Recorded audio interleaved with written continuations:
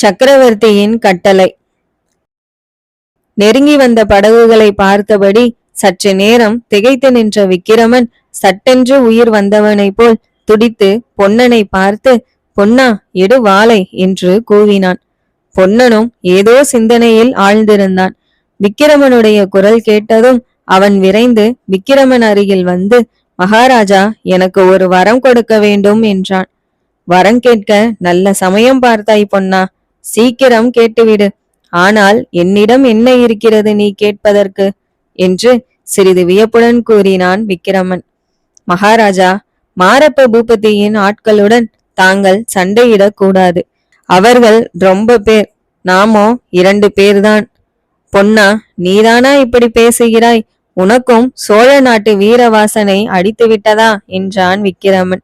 இல்லை மகாராஜா, என் உயிருக்கு நான் பயப்படவில்லை. இந்த அற்ப உயிரை எந்த வினாடியும் விட்டுவிட சித்தமாயிருக்கிறேன். ஆனால் வேறு காரணங்கள் இருக்கின்றன. நாம் இப்போது சண்டையிட்டால் எல்லாம் கெட்டு போய்விடும். மகாராஜா, தங்களுடைய அன்னை அருள்மொழி தேவியை பார்க்க வேண்டாமா? இன்னொரு முக்கிய விஷயம், தங்களுடைய மூதாதைகளின் வீரவாளை கொண்டு முதலில் உங்களுடைய சொந்த குடிகளையா கொள்வீர்கள் என்று பொன்னன் கேட்டபோது விக்கிரமனுடைய முகம் வாடியது. சரி பொன்னா, போதும், இனிமேல் ஒன்றும் சொல்ல வேண்டாம். நான் வாளை தொடவில்லை என்றான்.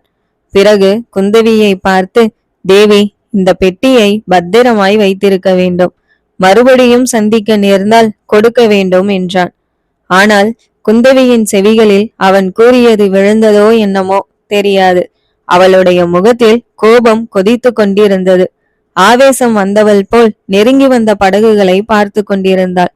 படகுகள் கரையை அடைந்தன. மாரப்ப பூபதி முதலில் படகில் இருந்து குதித்தான். மரியாதையாக குந்தவி தேவியை அணுகி, பெருமாட்டி, தங்கள் அனுமதி இல்லாமல் இங்கே வந்ததற்காக மன்னிக்க வேண்டும். சக்கரவர்த்தியின் கட்டளையை நிறைவேற்றுவதற்காக வந்தேன் என்றான். குந்தவி முகத்தில் எள்ளும் கொல்லும் வெடிக்க, எந்த சக்கரவர்த்தி, என்ன கட்டளை என்றாள். தங்களுடைய சகோதரர் மகேந்திர பல்லவரின் கட்டளைத்தான். செண்பகத்தீவிலிருந்து வந்திருக்கும் ஒற்றனை கைப்பற்றி ஜாக்கிரதையாக காஞ்சிக்கு அனுப்பும்படி கட்டளை. இதோ பாருங்கள் என்று மாரப்பன் ஓர் ஓலையை நீட்டினான். அதில் மகேந்திரனின் முத்திரையுடன் மேற்கண்ட விதமான கட்டளை எழுதியிருந்தது. அதை பார்த்துவிட்டு குந்தவி, செண்பகத்தீவின் ஒற்றன் யார் என்று கேட்டாள். இதோ நிற்கிறானே, இவன்தான் தேவி. இல்லை, இவர் ஒற்றன் இல்லை. நீர் திரும்பி போகலாம். தேவி, இவன் ஒற்றன் இல்லாவிட்டால் வேறு யார்? மனமுவந்து சொல்ல வேண்டும் என்று மாரப்பன் கள்ள வணக்க ஒடுக்கத்துடன் கூறினான். பூபதி, யாரை பார்த்து கேள்வி கேட்கிறாய்? உன்னை மறந்து விட்டாயா என்று கண்களில் கனல் பொறி பறக்க குந்தவி கேட்டாள். இல்லை, என்னை நான் மறக்கவில்லை. எனக்கு அவ்வளவாக ஞாபக மறதி மட்டும் கிடையாது. இதோ இவனுடைய முகங்கூட பார்த்த முகமாக என் ஞாபகத்தில் இருக்கிறது. ஆம், இதோ ஞாபகம் வந்துவிட்டது தேவி. இவன் மகா மேன்மை பொருந்திய தர்ம ராஜாதிராஜ நரசிம்ம பல்லவ சக்கரவர்த்தியினால் தேச பிரஷ்ட தண்டனைக்குள்ளானவன் என்பதாய் ஞாபகம் வருகிறது. இவன் ஒற்றன், இல்லை என்றால் தேச பிரஷ்டன். தேச பிரஷ்டமானவன் திரும்பி வந்தால் என்ன தண்டனை என்று தங்களுக்கே தெரியும் தேவி. என் கடமையை நான் செய்ய வேண்டும். தர்ம ராஜாதி ராஜாவான பல்லவ சக்கரவர்த்தி தம் சொந்த புதல்வியின் வார்த்தைக்காக கூட நான் என் கடமையில் தவறுவதை ஒப்புக்கொள்ள மாட்டார் என்றான். குந்தவியின் உடம்பெல்லாம் நடுங்கியிற்று. அவளுடைய மார்பு விம்மியிற்று. சேனாதிபதி, இவர் என் விருந்தினர். இவருக்கு நான் பாதுகாப்பு அளித்திருக்கிறேன். இவருக்கு ஏதாவது நேர்ந்தால் என்று கூறி விக்கிரமனை மறைத்து கொள்பவள் போல் அவன் முன்னால் வந்து நின்றாள். மாரப்பன் கலகலவென்று சிரித்தான். ஆஹா, சோழ வம்சத்தின் பெருமையை விளங்க வைக்க போகும் வீரசிங்கம் ஒரு பெண்ணின் முந்தானையில் ஒளிந்து கொள்கிறான் என்று கூறி மீண்டும் சிரித்தான். நாணத்தினாலும் கோபத்தினாலும் விக்கிரமனுடைய கண்கள் சிவந்தன. அவன் 4 எட்டாக நடந்து குந்தவிக்கு முன்னால் வந்து நின்று மாரப்பனை பார்த்து, சித்தப்பா, இதோ நான் வர சித்தமாயிருக்கிறேன், அழைத்து போங்கள் என்றான். மாரப்பன் கேலி சிரிப்புடனே குந்தவியை பார்த்து, ஏழை மேல் ஏன் இவ்வளவு கோபம்? இவனை காப்பாற்றிதான் ஆக வேண்டுமென்றால் தங்கள் தந்தையையோ தமையனரையோ வேண்டி கேட்டால் போகிறது. சக்கரவர்த்தி கருணையுள்ளவர். இவன் காலில் விழுந்து மன்னிப்பு கேட்டுக்கொண்டு கப்பமும் செலுத்த ஒப்புக்கொண்டால் கட்டாயம் மன்னித்து விடுவார் என்றான். இந்த வார்த்தைகள் தான் எதிர்பார்த்தது போலவே விக்கிரமன் குந்தவி இருவருடைய முகங்களிலும் வேதனை உண்டாக்கியதை அறிந்த மாரப்பனுக்கு குதூகலம் உண்டாயிற்று. விக்கிரமன் உடனே விரைவாக சென்று படகில் ஏறிக்கொண்டான். குந்தவி விக்கிரமனை மிகுந்த ஆவலுடன் நோக்கினாள். தன்னை அவன் திரும்பி பார்ப்பான் என்றும் தன் கண்களினால் அவனுக்கு தைரியம் கூறலாம் என்றும் அவள் எண்ணி இருக்கலாம். ஆனால் விக்கிரமன் திரும்பி பார்க்கவே இல்லை. மாரப்பன் இந்த நாடகத்தை சிறிது கவனித்துவிட்டு பிறகு பொன்னன் மீது தன் பார்வையை செலுத்தினான். அடே படகோட்டி, நீயும் வா, ஏறு படகில் என்றான். அவன் ஏன் வரவேண்டும்? பொன்னனை பிடிப்பதற்கும் கட்டளை இருக்கிறதா என்று குந்தவி கேட்டு மாரப்பனை கண்களால் எரித்து விடுபவள் போல் பார்த்தாள். மாரப்பன் அந்த பார்வையை சகிக்க முடியாமல், கட்டளை இல்லை தேவி, ஆனால் இந்த ஒற்றனுக்கு தேச பிரஷ்டனுக்கு இவன் ஒத்தாசை செய்திருக்கிறான் என்றான். பொன்னன் என்னுடைய ஆள், எனக்கு படகோட்ட வந்திருக்கிறான். அவனை கொண்டு போக உனக்கு அதிகாரமில்லை, ஜாக்கிரதை என்றாள் குந்தவி. மாரப்பன் அவளுடைய துணியை கேட்டு தயங்கினான். குந்தவி மறுபடியும், தேச பிரஷ்டனுக்கு உதவி செய்ததற்காக பிடிப்பதென்றால் என்னை முதலில் பிடிக்க வேண்டும் என்றாள். ஆம் தேவி, சக்கரவர்த்தியின் கட்டளை வந்தால் அதுவும் செய்வேன் என்றான் மாரப்பன். பிறகு அவன் படகோட்டிகளை பார்த்து விடுங்கள் என்றான். படகுகள் உறையூரை நோக்கி விரைந்து சென்றன. நள்ளிரவில் படகுகள் போன பிறகு குந்தவி பொன்னனை பார்த்து, படகோட்டி, உன் மனைவியை எங்கே விட்டு வந்திருக்கிறாய் என்று கேட்டாள். பொன்னன் அக்கரையில் குடிசையில் விட்டு வந்திருப்பதாக சொன்னான். உடனே போய் அவளை இங்கே அழைத்து கொண்டு வா. பிறகு நமக்கு பெரிய வேலை இருக்கிறது. உங்கள் மகாராஜாவை எப்படியாவது விடுதலை செய்ய வேண்டும். விடுதலை செய்து ரகசியமாக மாமல்லபுரத்துக்கு அனுப்ப வேண்டும். அவரை இந்த அமாவாசை அன்று செண்பகத்தீவு செல்லும் கப்பலில் ஏற்றிய பிறகுதான் நமக்கு நிம்மதி என்றாள் குந்தவி. பொன்னன் வியப்புடன், தேவி, எனக்கு ஒன்றும் விளங்கவில்லையே என்றான். உங்கள் மகாராஜா இங்கே ஜுரமடித்து கிடந்தாரல்லவா பொன்னா? அப்போது அவர் தம்மை அறியாமல் கூறிய மொழிகளிலிருந்து அவர் யார், எதற்காக வந்தார் என்பதை எல்லாம் அறிந்து கொண்டேன். ஒவ்வொரு அமாவாசை அன்றும் அவருக்காக செண்பகத்தீவின் கப்பல் மாமல்லபுர துறைமுகத்தில் வந்து காத்திருக்கும். அடுத்த அமாவாசை வருவதற்குள்ளே அவரை தப்புவித்து ரகசியமாக அனுப்பி வைக்க வேண்டும் என்றாள் குந்தவி. அம்மணி, கோபித்து கொள்ளக்கூடாது. எனக்கு இன்னும் ஒரு விஷயம் விளங்கவில்லை. எதற்காக இப்படியெல்லாம் செய்ய வேண்டும்? தங்கள் தகப்பனாருக்கு ஒரு செய்தி அனுப்பினால் போதாதா என்றான் பொன்னன். என் தகப்பனாரை நீ சரியாய் தெரிந்து கொள்ளவில்லை பொன்னா. ஆனால் மாரப்பன் தெரிந்து கொண்டிருக்கிறான். அவருக்கு சட்டம் என்றால் சட்டம்தான், நீதி என்றால் நீதிதான். சக்கரவர்த்திக்கு தெரிவதற்கு முன்னால் உங்கள் மகாராஜா கப்பலில் ஏறினால்தான் தப்பலாம். நல்ல வேளையாக என் தந்தை இப்போது காஞ்சியில் இல்லை. ஏதோ காரியமாய் மாறு வேஷத்துடன் சுற்றி கொண்டிருக்கிறார்.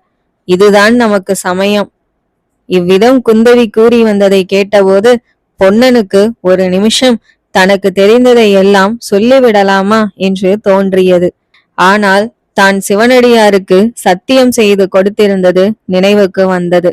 மேலும் அவர் என்ன முக்கிய நோக்கத்துடன் இம்மாதிரி ரகசியமாய் காரியங்கள் செய்து வருகிறாரோ தெரியாது. அந்த நோக்கத்துக்கு தன்னால் பங்கம் விளையக்கூடாது என்று தீர்மானித்து கொண்டு குந்தவியின் மொழிகளை பொறுமையுடன் கேட்டு வந்தான். கடைசியில், தேவி, விக்கிரம மகாராஜாவின் சேமம் ஒன்றை தவிர எனக்கு உலகில் வேறு ஒன்றும் பொருட்டில்லை. தங்கள் கட்டளைப்படி எதுவும் செய்ய காத்திருக்கிறேன் என்றான். சந்தோஷம், நான் மாளிகைக்கு போகிறேன். நீ முதலில் போய் வள்ளியை இங்கே அழைத்து வா என்றாள் குந்தவி. குந்தவியின் கட்டளையின் பேரில் கிடைத்த படகை எடுத்துக்கொண்டு பொன்னன் அக்கறைக்கு சென்றான். இதற்குள் நன்றாக இருட்டிவிட்டது. பொன்னனுடைய கைகள் படகை செலுத்தி கொண்டிருக்க அவனுடைய உள்ளம் அலைந்து கொண்டிருந்தது. உறையூர் சிம்மாசனத்தில் அமர்ந்து ஆட்சி செலுத்த வேண்டிய விக்கிரம மகாராஜா இன்று இரவு அதே உறையூரில் சிறையில் படுத்திருப்பார் என்பதை எண்ணிய போது அவனுடைய நெஞ்சு புண்ணாயிற்று. அன்றிரவே உறையூருக்கு போய் ஊர் ஜனங்களிடமெல்லாம் உங்கள் மகாராஜா சிறையில் இருக்கிறார் என்ற செய்தியை பரப்பி ஒரு பெரிய கலகத்தை உண்டு பண்ணலாமா என்று பொன்னன் நினைத்தான்.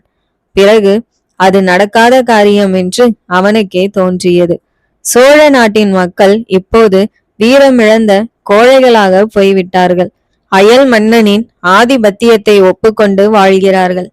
மாரப்பனை போல் பல்லவ சக்கரவர்த்தியின் கட்டளைகளை அடிபணிந்து நிறைவேற்றவும் காத்திருக்கிறார்கள். தன்னுடைய நிலைமையும் அதுதானோ என்ற எண்ணம் பொன்னனுக்கு தோன்றிய போது அவனுடைய உடம்பு வெட்கத்தினால் குறுகியது. சிவனடியாரின் வேஷத்தையும் அவருடைய பேச்சையும் முழுவதும் நம்பலாமா? அவர் கூறியதெல்லாம் உண்மை என்பது என்ன நிச்சயம்? ஒருவேளை தானே ஏமாந்து போயிருக்கலாம் அல்லவா? விக்கிரம மகாராஜாவிடம் உண்மையான அன்பு கொண்டு அவரை காப்பாற்ற கவலை கொண்டிருப்பவர் குந்தவி தேவி என்பதில் சந்தேகமில்லை. யமன் வாயிலிருந்தே அவரை மீட்டு வரவில்லையா? இவ்விதம் பலவாறாக யோசித்து கடைசியில் பொன்னன் குந்தவி தேவியின் விருப்பத்தின்படி காரியம் செய்வதென்று உறுதி செய்து கொண்டான்.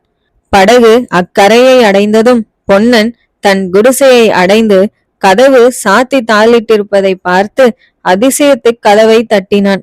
யாரது என்று வள்ளியின் அதட்டும் குரல் கேட்டது. பொன்னனின் குரலை தெரிந்து கொண்ட பிறகுதான் அவள் கதவை திறந்தாள். கதவை அடைப்பானேன் என்று கேட்டபோது அவள் கூறிய விவரம் பொன்னனுக்கு வியப்பையும் பயங்கரத்தையும் உண்டாக்கியிற்று. பொன்னன் வருவதற்கு சற்று முன்னால் இருட்டுகிற சமயத்தில் ஏதோ பேச்சுக்குரல் கேட்டு வள்ளி குடிசைக்குள் சென்று கதவை சாத்தி கொண்டாள். பேச்சுக்குரல் குடிசையின் பக்கம் நெருங்கி வந்தது. ஒரு பயங்கரமான பேய்க்குரல். நீ இங்கேயே இருந்து பூபதியை அழைத்து கொண்டு வா, நான் கோயிலுக்கு போகிறேன் என்றது. இன்னொரு குரல், மகாபிரபோ, இந்த குடிசையில் தங்கியிருக்கலாமே என்றது. நீ இருந்து அழைத்து வா என்று முதலில் பேசிய பயங்கர குரல் கூறியிற்று. சற்று பொறுத்து வள்ளி மெதுவாக திறந்து பார்த்தபோது தூரத்தில் இருவர் போவது மங்கிய வெளிச்சத்தில் தெரிந்தது. அவர்களில் ஒருவன் நெட்டையாக வளர்ந்தவன். அவனுக்கு ஒரு கை இல்லை என்பதை கண்டதும் நெஞ்சு துணிவுள்ள வள்ளி கூட பயந்து நடுங்கிவிட்டாள். காவேரி சங்கமத்தில் சூரிய கிரகணத்தின் போது அருள்மொழி ராணியை தூக்கி சென்ற உருவம் இதுதான் என்பது அவளுக்கு நினைவு வந்ததினால் திகில் அதிகமாயிற்று. அவனுக்கு பக்கத்திலே போனவன் ஒரு சித்திரக்குள்ளனாக தோன்றினான். இந்த குள்ளனுக்கு பக்கத்தில் அந்த நெட்டை உருவம் இன்னும் நெடியதாய் காணப்பட்டது. நெடிய ஒற்றைக்கை மனிதன் சாலையோடு கிழக்கே போய்விட்டான். குள்ளன் சாலை ஓரத்தில் ஒரு மரத்தில் உட்கார்ந்து கொண்டான். வள்ளி மறுபடியும் கதவை சாத்தி கொண்டாள். இதையெல்லாம் சொல்லிவிட்டு வள்ளி சுற்றும் முற்றும் பார்த்தாள். பொன்னனுடைய கையை சட்டென்று பிடித்து கொண்டு அதோ பார் என்றாள். சாலை ஓரத்து மரத்தடியில் அந்த குள்ள உருவம் காணப்பட்டது. அவன் குடிசை பக்கம் உற்று பார்த்து கொண்டிருப்பதாகவும் தோன்றியது. பொன்னன் சற்று யோசித்துவிட்டு, வள்ளி வா, இன்று ராத்திரி உனக்கு வேலை இருக்கிறது என்றான். எங்கே வர சொல்கிறாய்? உறையூருக்கா என்று வள்ளி கேட்டாள். இல்லை, வசந்த தீவுக்குத்தான். குந்தவி தேவி உன்னை அழைத்து வர சொன்னார். அப்படியா? இளவரசர் மகாராஜா சௌக்கியமா? அவர் யாரென்று தேவிக்கு தெரியுமா என்று வள்ளி ஆவலுடன் கேட்டாள். ரொம்ப விஷயம் இருக்கிறது, எல்லாம் படகில் சொல்கிறேன் வா என்றான் பொன்னன். 2 பேரும் நதிக்கரைக்கு சென்றார்கள். பொன்னன் வேண்டுமென்றே அதிகமாக சத்தப்படுத்தி படகை அவிழ்த்து விட்டதோடு சலசலவென்று சப்திபிக்கும்படியாக கோலை போட்டு படகை தள்ளினான். படகு போவதை அந்த குள்ள உருவம் கவனிக்கிறது என்பதை அவன் கவனித்து கொண்டான். நடுநிசிக்கு ஒரு நாழிகை பொழுது இருக்கும் சமயத்தில் பொன்னன் மறுபடியும் படகை தள்ளிக்கொண்டு காவேரியின் தென்கரைக்கு வந்தான். இப்போது அவன் தோணித்துறைக்கு படகை கொண்டு வராமல் கொஞ்சம் கிழக்கே கொண்டு போய் சத்தம் செய்யாமல் நிறுத்திவிட்டு கரையேறினான். சாலையோரத்தில் தான் முன் பார்த்த இடத்திலேயே குள்ளன் உட்கார்ந்திருப்பதை கவனித்தான். குடிசை சுவரின் பக்கத்தில் தானும் உட்கார்ந்து உறையூர் சாலையை கவனிக்கலானான். ஏதோ முக்கியமான சம்பவம் நடக்கப் போகிறதை எதிர்பார்த்து அவனுடைய உள்ளம் பெரிதும் பரபரப்பை அடைந்திருந்தது. டக் டக் என்ற குதிரையின் குளம்பின் சத்தத்தை கேட்டு பொன்னன் விழிப்புடன் நிமிர்ந்து உட்கார்ந்தான். ஆம், உறையூர் பக்கத்தில் இருந்துதான் அந்த சத்தம் வந்தது. சிறிது நேரத்துக்கெல்லாம் குதிரை அருகில் வந்து விட்டது. அதன் மேல் அமர்ந்திருப்பது சாஷாத் மாரப்ப பூபதி தான் என்று நட்சத்திர வெளிச்சத்தில் பொன்னன் தெரிந்து கொண்டான். நடுச்சாலையில் நின்ற குள்ளனருகில் வந்து குதிரையும் நின்றது.